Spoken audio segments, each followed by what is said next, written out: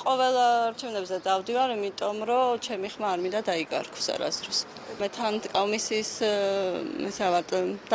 დამკვირვებელი ვარ. უბანი გაიხსნა 7-ის ნახევარზე და ყველა შიგნით იყო კომისიის წევრები, რომელიც 7-ზე უნდა შესულიყვნენ. და შემდეგ 7 და 5 წუთით სხვა დამკვირვებლები მოვიდა და არ შეუშვეს. 6 საათსა და 45 წუთზე შემოვედით, უკვე შემოსული დამხდა, უბანი დამხდა გახსნილი. შემოსული იყო როგორც კომისიის წევრები, ასევე წარმომადგენლები, აჭარის ტელევიზიაც აქ იყო.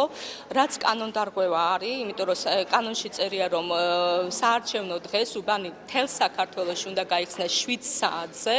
კომისიის თავმჯდომარეს ამის შესახებ, ამ დარღვევის შესახებ მიუთითე, მაგრამ მას რეაგირება არ გაუკეთებია. აღნიშნულ ფაქტთან დაკავშირებით დაიწერა საჩივარი, რასაც დავით ანხმე ხელის მოწერით.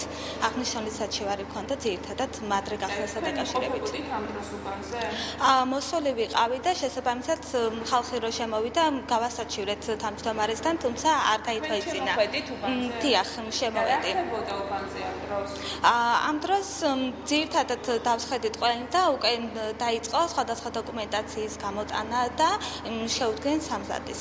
არ ვიცი რამდენი წუთი იყო, ცოტა ადრე, უბრალოდ და უხერხულადაც შავთვალე რომ უბრალოდ ეხლა ხალხი გარეთ იდგა, მე მოსული ვიყავი, ის ყველაფერი საბუთები ჩაკეტილი მქონდა. კარები გავაღე და ხალხი შემოპატიჟე. მეტი არაფერი.